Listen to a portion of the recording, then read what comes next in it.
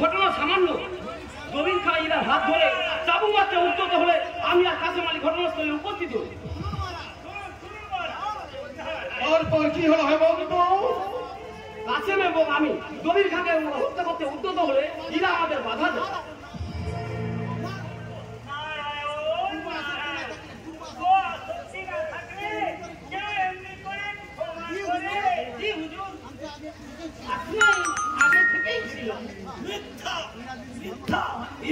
ধর্ম নষ্ট হয়নি রাজা, এই মিথ্যা কথার বলার পাবে তোমাদের মুখে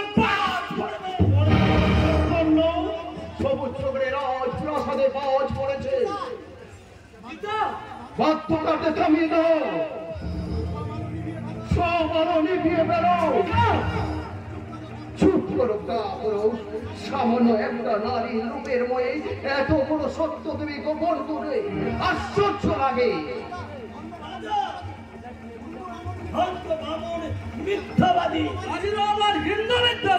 তোমার কনিষ্ঠের মতো ধর্মদ্রোহী কিংবা নারীর অভিনয়। তোমরা কি মনে করেছো পুত্রবধূ হয়ে যে আমার পবিত্র বংশে প্রবেশ করবে সে হবে বিজাতি, পত্নী, ধর্ষিতা এবং চরিত্রহীনা? মিথ্যা, সম্পূর্ণ মিথ্যা। আমি ধর্ষিতা নই, আমি চরিত্রহীনা নই। তোমাকে স্পর্শ করেনি ইরাবতী?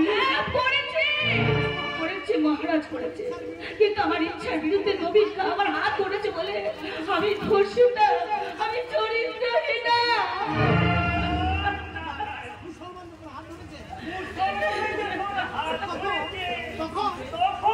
আমার ধর্ম গেছে। পণ্ডিত মশাই বলো বলো, স্বাস্থ্যজ্ঞানী সমাজ বলে ধর্ম কি মানুষের দেহে থাকে, সতীত্ব কি থাকে মানুষের পরিচ্ছদে? আপনার মতো পবিত্র হাত ধরলে কাজ চাই না রাজা। যে হাত ধরেছে সে লম্ব, কিন্তু যার হাত ধরেছে সে নয় পিতা।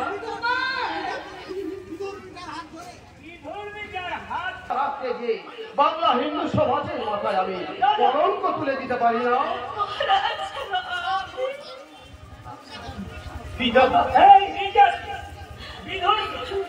হাত ধরে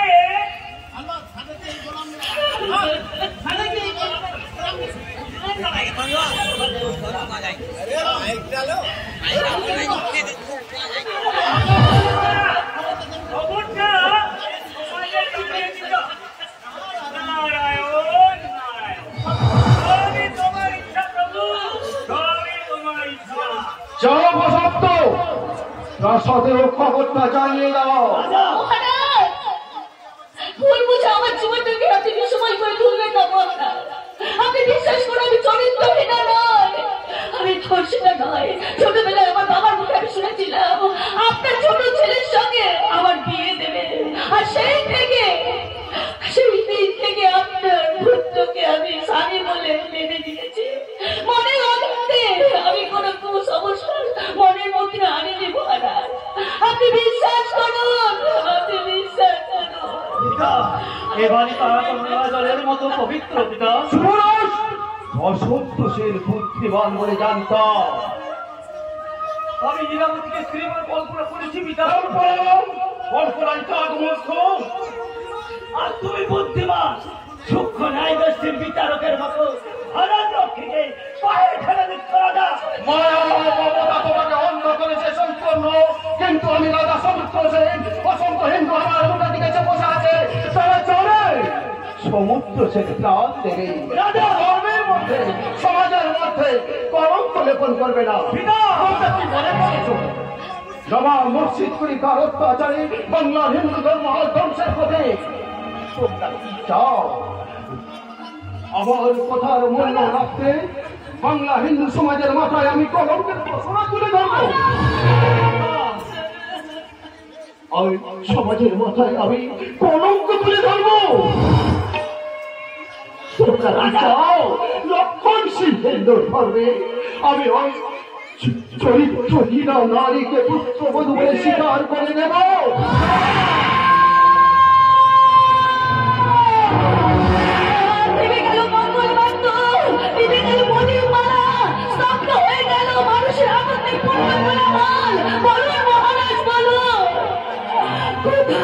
আমি কোথায় যাব? আমি আজকে করবো আর আমার সত্যি পরিচয় কি? কাজ নাই দিলে চলে আয় আমার সঙ্গে।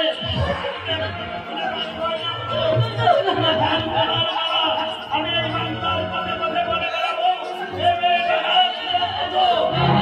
ছোট ছেলের সন্তর্ণ আচারত করো না, চরিত্র নারী আমার পুত্রবধূ হতে পারে না।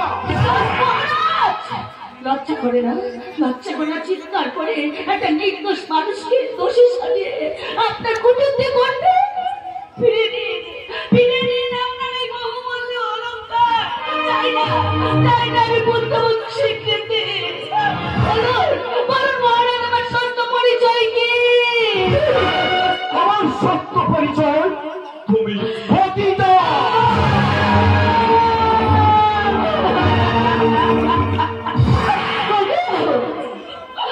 চলে আছে সর্বজ্ঞাসী অগ্নিশিখা,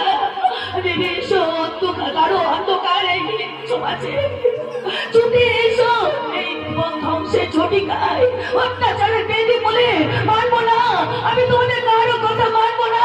কুমার, কুমার, তুমি আমাকে কথা দিয়েছিলে কুমার, আমাকে বিয়ে করে এই সমাজের বুকে তুমি আমাকে সত্যি মূল্য দেবে। তাহলে সন্মুখে আমি তোমার ইরাবতী, ওরা সবাই আমাকে পতিতা বলেছে। তুমি বলো কুমার, আমার সত্যি মনে যদি তাহলে বিয়ে করেছিলে কেন? কেন নারায়ণ সাক্ষী রেখে হোম যোগ করে কেন ফুলের মতো মেয়েটাকে দুঃখের পার্কে দাঁড়িয়েছিলে? চুপ করো, চুপ করো, জয় করো না, তুমি চুপ করো। কেন চুপ করবো বউরা? ওরা রাজার ছেলে, মুখের কথা শোনো খসাবে, হাজার মেয়ের বাপ ছুটে আসবে, পথ চললে কত লোকে পেন্ডাল ঢুকবে, ওদের সব সাজে সব মানায়, কিন্তু তোমার তো মানায় না বউরানি। বাজে কথা বলছো? ওসব ওসব আমার ভালো লাগে না। কি ভালো লাগে তোমার? আমার বোতল বোতল মদ গেলতে আর হঠাৎ শাড়ির আমাকে জ্ঞান করতে না। আমি মাতাল হলেও ইরাবতীর অপমানকে তুমি সইব না, জেনে রেখো। জেনে আমি রেখেছিলাম 12 বছর বয়স থেকে তোমাদের বাড়িতে চাকরি করছি, জানতে আমার কিছু বাকি নেই। তো এতই যদি ভালোবাসা, তবে কেন ইরাবতীকে বিয়ে করলে না? কেন কুকুরের মতো তাকে দাঁড়িয়ে দিলে? সেদিন আমার মাথা ঠিক ছিল না। থাকলে বোধহয় মাথায় নিয়ে নাচতে। চুপ করো, কথা বলতে পার। আরে দাদা বলো, চিনি বলো, চিনি বয়ে বললাম, কিন্তু তোমার সোয়াদ যা যা হয়ে গেছে তার ফিরবে না। বৌরানীর কাছে ক্ষমা চেয়ে না। ছি, ছি, জয়জগন্নাথ, ছি। এ তুমি কি বলছো? এতে যে আমার পাপ হবে, জয়জগন্নাথ, পাপ হবে। উনি যে আমার দেবতা। পবিত্র নিশা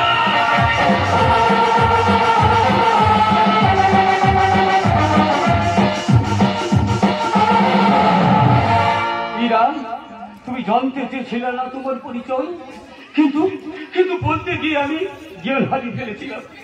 তুমি এসো ইরা, তুমি শুনে যাও, তুমি শুনে যাও তোমার পরিচয়।